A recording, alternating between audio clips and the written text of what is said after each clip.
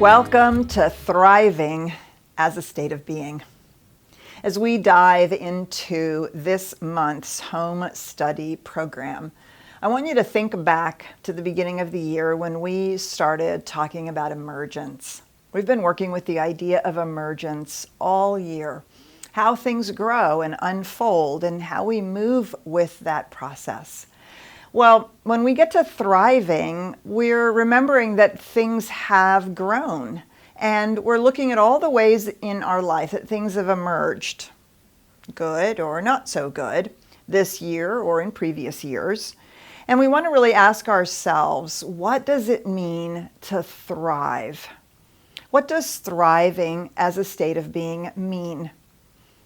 Now, this idea, thriving, a state of being, it's basically both a declaration of the truth of our essential nature, and it's also an affirmation of the type of life that we want, that we deserve, and that we want for everybody else.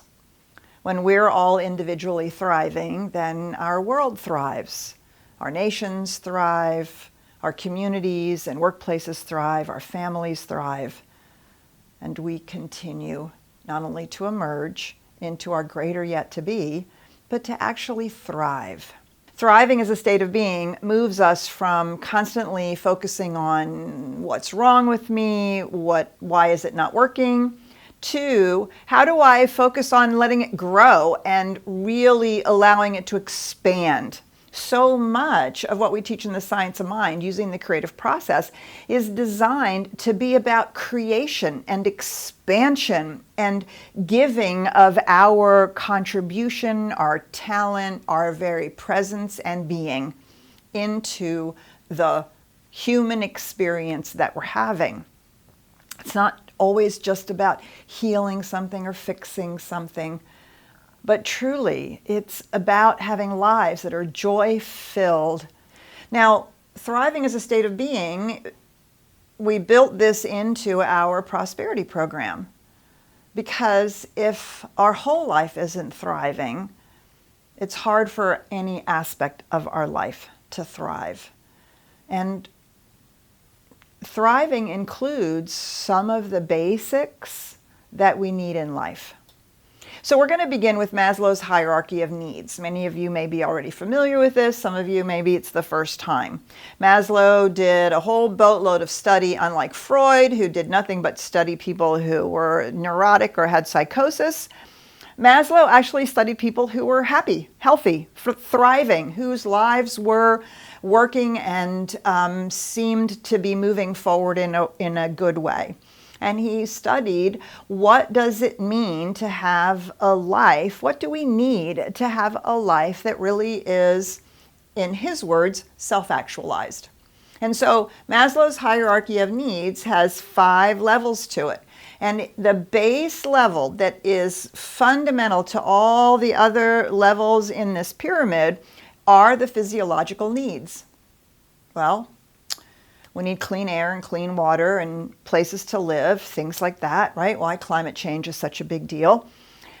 We need to know that we can feed ourselves and clothe ourselves and take care of our basic needs. So this is why we begin with prosperity and abundance. When the wolf is at the door, it's very hard to feel like we're thriving. And so we talk about prosperity not because we need to have more stuff, not because we have to acquire more things, and not because somehow prosperity means we're more spiritual or favored by God, but because we can't actually thrive in our whole lives if there are certain aspects of these fundamental needs that are not being met. And it's surprising to me how many spiritual people who really want to thrive in their lives don't actually feel like money is part of the process, who are uncomfortable doing spiritual mind treatment around physical needs or the need for money to invest in a business or to pay the rent or anything in between. We don't do spiritual mind treatment around money so that we can produce more money. We do it so that our basic needs can be met which allows us then to look at our safety needs, which also safety needs means security. Do we have enough money when there's a crisis? We know that doing our spiritual work allows things to move more effortlessly, but it doesn't mean there aren't going to be bumps in the road or, quite frankly, even boulders, whether it's an illness or the car needs to be repaired or anything in between. Safety needs means security. That means we have the resources that we need for our life. We feel safe in our life, which is another reason why we talk about all the social justice issues, right? We all need to feel safe in our life, which also then leads us to love and belonging, which is another piece of that. We all need to feel connected, feel like we belong, feel like we have good relationships and friendships, and that our love and belonging needs are being met. And when that pyramid really is thriving, do you see it's so much easier for us to begin to experience thriving in what Maslow calls esteem, the ability to esteem ourselves, to know that we're worthy, to know that we deserve to have a good life, and to be recognized and acknowledged, and to attract not only internally esteeming ourselves, but because our lives are thriving, we're actually contributing in a way that really is making a difference, which then, of course, brings recognition, acknowledgement, and we feel like we matter and that we're making a contribution with our lives. And this then continues that upward spiral of thriving. Finally, the peak of Maslow's work is self-actualization. When we feel as though you could say this many different ways, we're living our best life, we are able to grow and expand in ways that maybe we weren't before. We feel as though our life is making a significant contribution to ourselves, our family, and the larger reality around us, whether that's community or nation or world, or a particular group of people or the particular animals that we care about, right? And all of that self-actualization, and quite frankly, our ability to really focus in a healthy way on our spirituality is built on this thriving pyramid. I also can see people who they retreat into spirituality so that they don't have to deal with the fact that parts of life aren't thriving.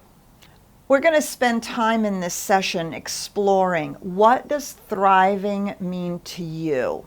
You may have done this work before in our emergence program earlier this year. And this will allow you to go a little more deeply. We'll actually rate ourselves according to each of these levels, and we'll see where are we not thriving in the way that we would like to be.